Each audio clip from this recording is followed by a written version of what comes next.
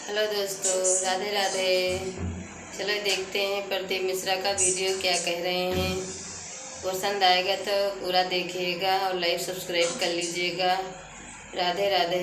शिव महापुराण की कथा कहती है, शिव मंदिर के 3 स्थान ऐसे हैं जहां पर बैठकर केवल बैठ जाओ तो भी फल मिलता है।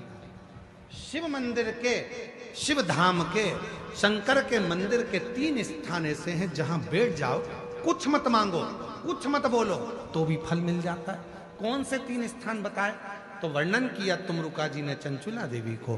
पहला, मंदिर में जहां नंदी बैठता है, उस नंदी के जो पांव उठा हुआ रहता है नंदी का, उस पांव के पास वाली जो जगह होती है, सीधा जो हाथ होता है, वहां बैठ जाओ। भले कुछ मत मांगो, थोड़ी देर बाबा का दर्शन कर लो, श्री शिवाय नमस्तुभ्यम कह लो, ओम नमः शिवाय कह लो। कुछ भी नहीं मांगोगे तो भी भोलेनाथ तुम्हें खाली नहीं भेजेगा। 3 स्थान बताए, 3 स्थान बताए। पहला स्थान है नंदी के पास, जो चरण उठाए। चरण उठा मतलब नंदी उस चरण के माध्यम से आपके कष्ट को मिटाने के लिए शिव को बिठाकर तुम्हारे दरवाजे तक लाए। पहला। दूसरा, जलाधारी,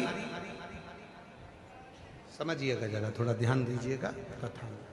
जैसे ये शिवलिंग है, ये जलाधारी है गोल, ये पानी जहां से बहकर जाता है, जहां से भी बहकर जा रहा है, आपको उससे मतलब नहीं, बस जलाधारी जो पानी बहकर जा रहा है, इस जलाधारी के ठीक विपरीत दिशा में, उत्तर में पानी बह रहा है तो दक्षिण में आप बैठिए। ये जलाधारी जिस साइड बह रही है उसी ओर मुख कर कर आपको इधर बैठना है, इधर मुख कर कर शिवलिंग की ओर मुख कर कर। ये दूसरा स्थान बताया। ये जो स्थान है, ये माता लक्ष्मी का स्थान, ये जो स्थान है कुबेर का स्थान, ये जो स्थान है सारी सिद्धियों का स्थान है, अष्ट सिद्धि नवनिधि इसी स्थान पर बैठकर भगवान शंकर से वर प्राप्त करती है। ये वो स्थान है जहां बैठकर आप कोई मंत्र भी नहीं पढ़ोगे, कुछ बोलोगे भी नहीं, बैठने पर ही आपको फल की प्राप्ति होना प्रारंभ हो जाती है। ये दूसरा स्थान स्वयं तुमरुका जी ने चंचुला देवी को कहा, ये 2 स्थान। और शिव मंदिर का तीसरा स्थान, भगवान शंकर के मंदिर का तृतीय स्थान कहा गया।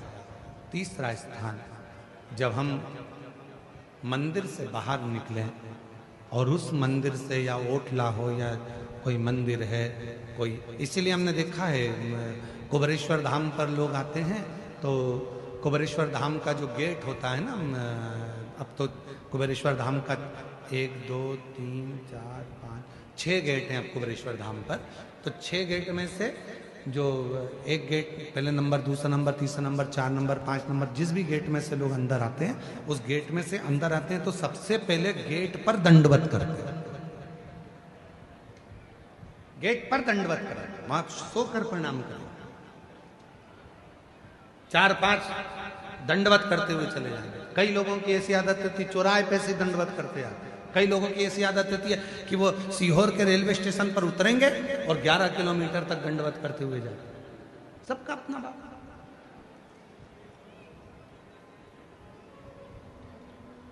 और हम आप लोगों को सुनकर खुशी होगी कि कुबेरेश्वर धाम के प्रांगण में, कुबेरेश्वर धाम के प्रांगण में 4 नंबर और 5 नंबर गेट से आप कुबेरेश्वर धाम के मंदिर के अंदर ही अपनी गाड़ी खड़ी कर सकते हैं निःशुल्क। पार्किंग का कोई पैसा आपको देना नहीं, मंदिर के अंदर ही गाड़ी जाती है। बस आपको 4 नंबर 5 नंबर गेट पे पहुंचना है और वहां से मंदिर को अंदर गाड़ी को प्रवेश करो।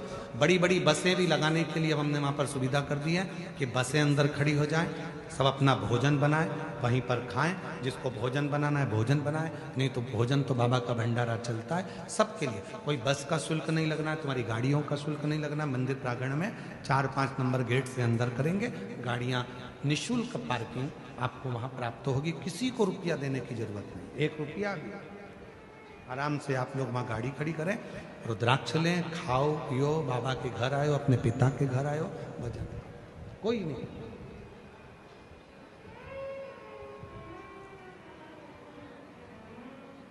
शिव तत्व। तो हमने देखा है कि कई लोग दरवाजे से दंडवत करते हैं। तीसरा स्थान तुमरुका जी चंचूला देवी को बता रहे हैं कि तीसरा स्थान ऐसा है भगवान शंकर के मंदिर का द्वार।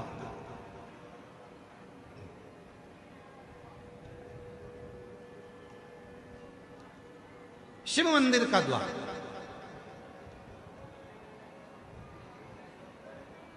और जो भगवान शंकर के मंदिर के द्वार के बाहर, द्वार से जैसे दरवाजे से थोड़ा सा बाहर निकलकर यदि आप शिव मंदिर की ओर मुख कर आप 2 क्षण के लिए भी बैठते हैं, कोई मंत्र नहीं बोलते, कोई साधना नहीं करते, कोई व्रत नहीं करते, तो भी शिव आपको उसका फल देता जरूर है।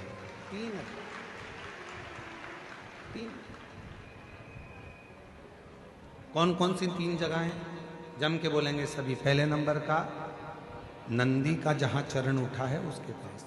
दूसरे नंबर का जहां जलाधारी पानी बहकर जाता है उसके ठीक विपरीत की ओर जलाधारी की ओर। और तीसरा स्थान शिव के